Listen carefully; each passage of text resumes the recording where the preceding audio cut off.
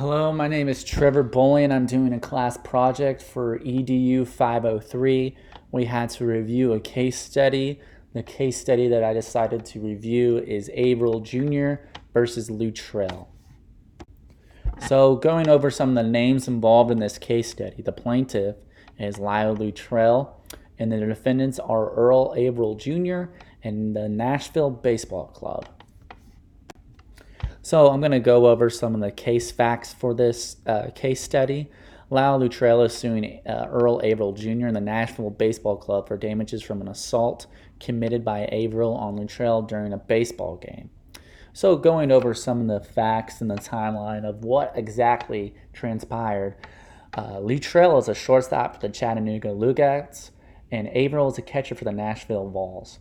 So what happened was Luttrell was batting, and three pitches that the pitcher threw at him can narrowly hit him. Now, in the case study, it shows that these were off-speed pitches, and usually if you're going to intentionally hit somebody, you're going to do it with a fastball.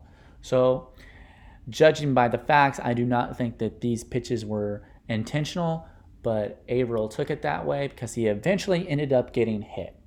So, when he did get hit, he tossed his bat out to the mound. I'm not sure if he tossed it. I'm not sure if he threw it. It's not very descriptive on that part. That really seems to be some lacking information that you would need to know.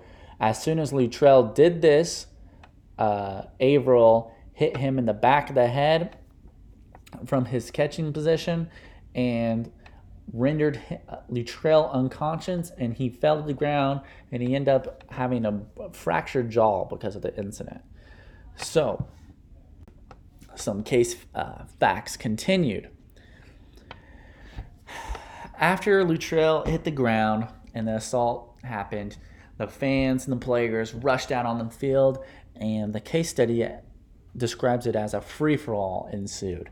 Now, this happened until the police were able to come and break it all up, and they were actually even able to continue play later on in the game. Now, Luttrell left in an ambulance, and Averill left in a cop car. He was kicked out of the game. Obviously, if you punch somebody, and you're going to get ejected from the game. So those are the case facts, the facts of the situation. So the plaintiff's viewpoint. The plaintiff alleges that the defendant, without reasonable cause or justification, struck the plaintiff from behind with such force and violence that he did not only suffer a fractured jaw but rendered unconscious from the blow, and that the defendant was at the time acting with the scope of his employment as the agent and servant or the employment of the National Baseball Club in furtherance of its said business. This is why the plaintiff believes that not only is Averill liable, but the National Baseball Club, the team that he plays for, is also liable for damages that happened to him. So to the defendant's point. Now, Averill did not decide to appeal the process, so I believe that he just took his consequences, lumps, and then went on with it. However, the National Baseball Club did not. They appealed what happened, because I believe that they were going to have to pay $5,000, and I believe this happened in the 50s, so that $5,000 is quite a bit of money. So they appealed this, and on the basis that the plaintiff introduced no evidence that assault committed by Averill was within the scope of his employment or in the prosecution or the furtherance of the business of this defendant. So the results. Like I said, when Luttrell initially sued them, he was awarded $5,000 from both Averill and the National Baseball Club. Averill took his lumps, the National Baseball Club appealed, and they eventually won their appeal based on there is no proof that the assault was anything but an independent act from Averill, and the Nashville Baseball Club would not be liable under the doctrine responsibility superior. So implications for an athletic director.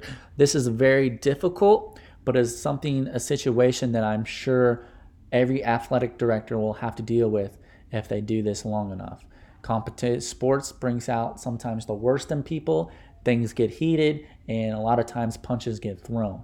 You can see that just the other day, the Pirates and the Reds got in a huge brawl, one of the biggest brawls in that there has been in baseball for quite a while. That's kind of why I wanted to do this, because that literally just happened 2 days ago.